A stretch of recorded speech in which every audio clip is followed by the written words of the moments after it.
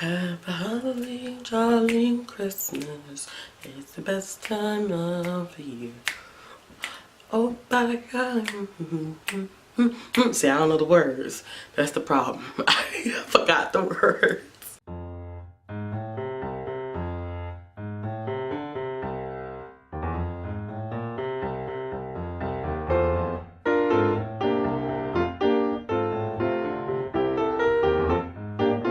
Hey y'all, it's Ashley Bookish Realm, and it is the 5th day of Vlogmas, and I am back with another video. So today I'm going to be giving you recommendations for 5 of my favorite children's books. I feel like children's books just don't get enough love here.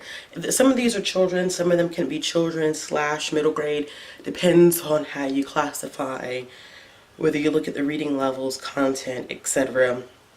I've seen one of these even classified as teen fiction before, so it all depends, but I'm gonna say children's and middle grade. I don't feel like they typically are the genres that get a lot of love on BookTube, and I happen to read quite a bit of middle grade and children's, not only for my own enjoyment, but it's great for me as far as reader's advisory at my job.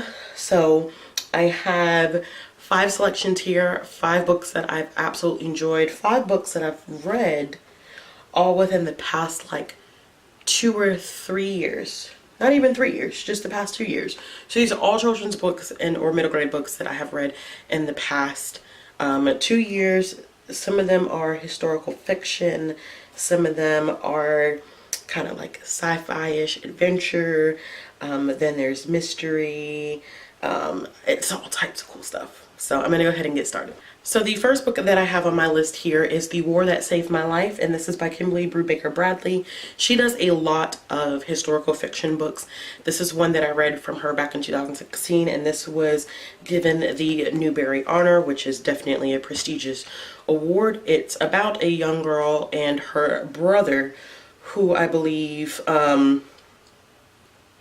is shipped out originally from London to escape the war. Because during the war, what ended up happening was that a lot of kids were sent from their homes in the city to live in the country because it was less likely for them to be involved in the gruesome aspects, the danger aspects of living in a city like London during the war, which would be targeted by enemies.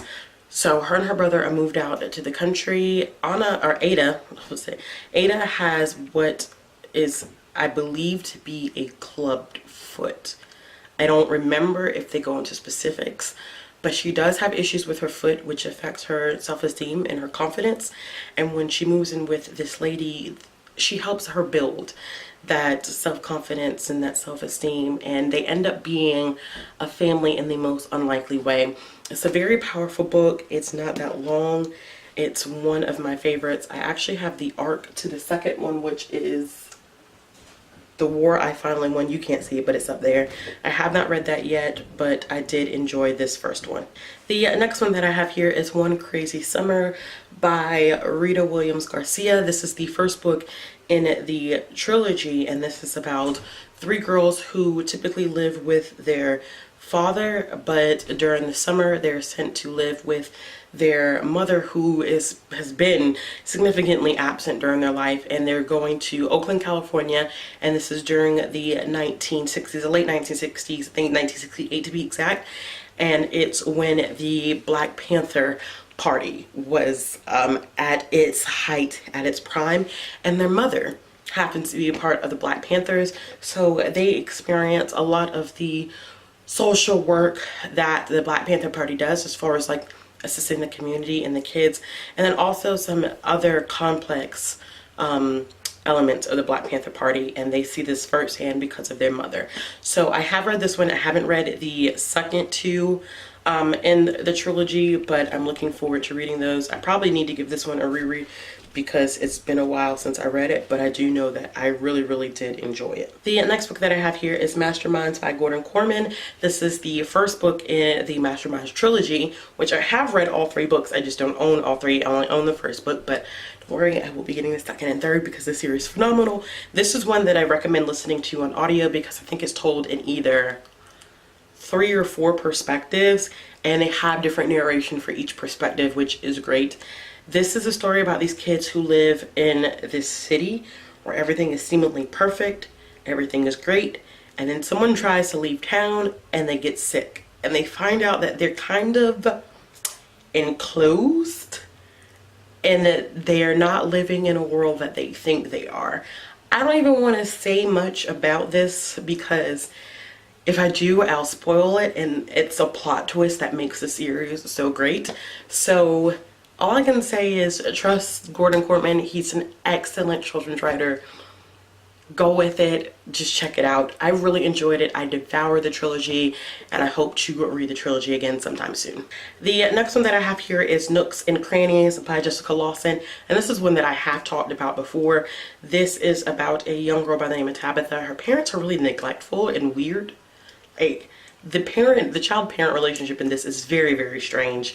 But Tabitha's best friend is a rat, and she gets called to this place where supposedly, I think that it's the Countess of Windermere, and they have been summoned to this house. And I can't, and the reason why I'm trying to, like, I'm getting stuck with my words is because I can't tell you why they're summoned, because if I tell you why they're summoned, then it ruins the book. But just know that they're summoned to this place, and it's 5 other kids, and each kid has like this weird personality. It's kind of like Willy Wonka-ish, to be honest. But there's this huge reveal of why they're really there, and I hope there's a second book. I haven't looked into it yet, and I'm not sure, but I hope there is, because this was so freaking good. This is another one I recommend listening to audio, because the narrator was just amazing. Her voice acting was phenomenal, and she really brought the story to life. But holy crap, y'all, this was so good. This was one of my favorite books that I read that year, and I think this was last year, and it has illustrations in it as well. So it's one of those books, and oh my gosh, it's great. It's great. I can't recommend it enough. And the last one on my list is Fever 1793. I've read this book like 3 times. I read it when I was younger. I think I read it in high school, and then I read it about a year ago, and it is so good. It takes place in the late 18th century in 1793, and it's about this girl named Maddie, and Maddie lives with her widowed mother and her grandfather, and then all of a sudden this sickness starts to sweep the city, and of course it ends up being the yellow fever. So we kind of see what happens as a consequence of everyone having yellow fever, how the city reacts, how her family reacts, what everybody is attempting to do, whether people in her family get sick or not. It's great. One of my favorite Laurie Halse Anderson books outside of Speak. And this one is actually a signed copy, and it says Catch Reading Fever. She's great. She's just a great person in general. Speak is also autographed too by her, but this is one of my favorite. Now, this is the one that I've seen classified a lot of ways, and I think I understand why it's been classified so many ways, because I think the content, some people like to market as older, but this says ages 10 and up, and 10 and up is about middle school. So, or late elementary to middle school. So that's why I consider this like children's / middle grade, even though some places do classify it as teen. Alright y'all, so those were my 5 children's recommendations. I hope you like them. If you want to see more like children's and middle grade books that I read, please let me know in the comments below. Like, I do read one, I try to read at least 1 or 2 a month, but sometimes it doesn't work out that way. Sometimes I read a month heavily filled with children in middle grade, and then there are some times where I'm like only reading 1 or 2, maybe none at all. But if you're more interested in like more children's recommendations broken down by genre, by author, or whatever, just let me know in the comments below. As always, if you like this video, give it a thumbs up, and if you want to see more content from me, click the subscribe button and the bell to get notifications of when I upload new videos. Remember, this is Vlogmas, so I'll be uploading a video every single day until Christmas. So far, I'm doing okay. We're doing okay here. I'm doing okay. Haven't made it to a week yet. Haven't made it to the week, but we're moving along. We are slow trucking. All right, y'all, have a good night.